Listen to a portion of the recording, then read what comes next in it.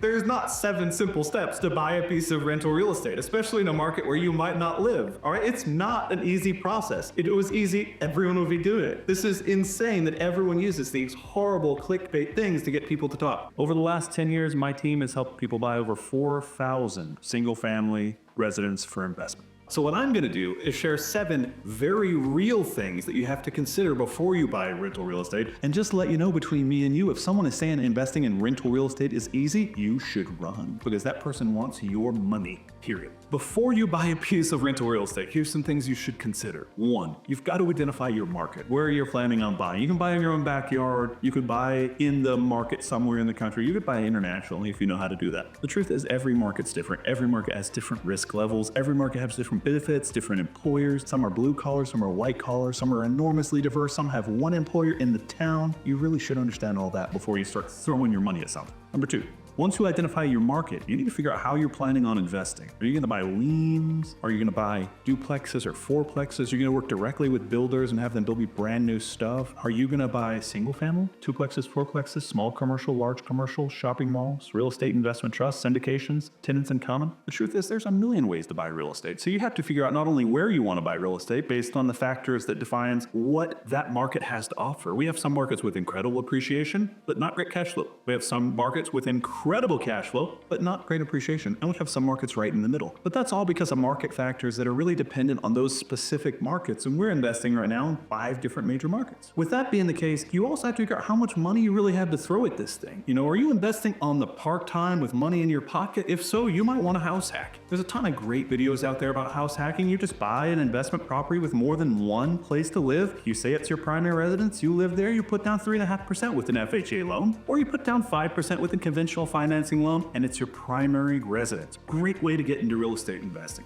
Or, am I actually investing in real estate? Am I not gonna move to Memphis, Tennessee to live in a house so that I can house hack it? If that's the case, then I have to bring in 20% typically. If it's inside of an IRA, 30%. Truth is, you gotta know all that, how much I'm gonna have to come out of pocket before you ever go looking at properties, because you're gonna spin your wheels and waste a whole bunch of time if you go to buy a property thinking you can buy it with $3,000 and it's really gonna cost you $20,000 to make the down payment. You're gonna waste a bunch of time for a bunch of people or a bunch of time for yourself. It's just not much fun. With that being the case, you also need to know where your source of funds is. Your source of funds is really important because it can change dramatically every piece when it comes to lending and purchasing, closing timetables, the whole 9 yards. When you're talking about your source of funds, we really are saying, is it cash in the bank? Is it money inside of an IRA? Is it money coming from another property? Are you conducting a 1031 exchange? This can get really complicated really fast. What if your situation is, I bought a property in the 70s inside of my self-directed IRA that I set up and never really look at anymore. And now I want to 1031 that property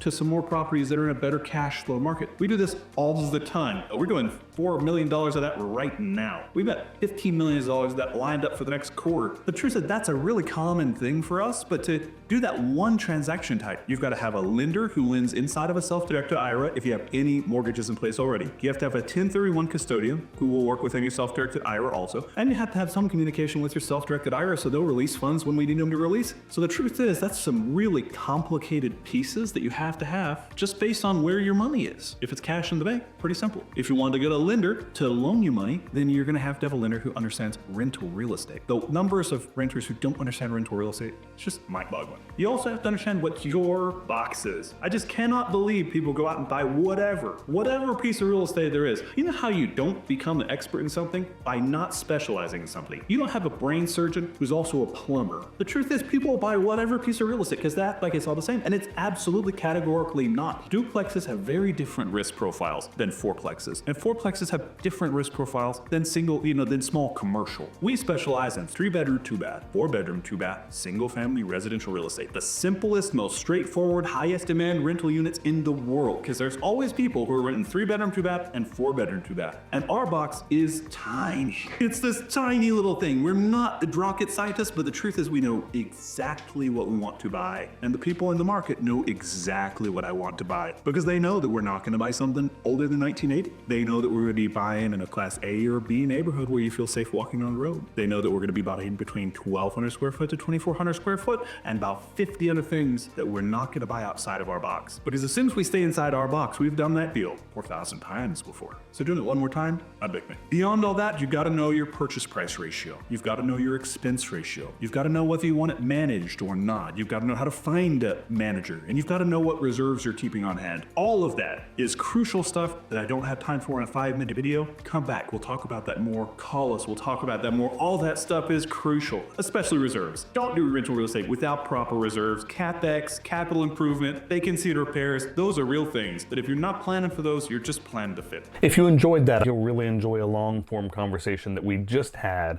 about the parts of property ownership that property management doesn't cover. A lot of people think, hey, as long as I have a property manager, it'll take care of itself. That could not be more wrong. I'm gonna leave a link in the description below so that you can go to that video and keep learning what our experience has been over 5,000 properties over 15 years.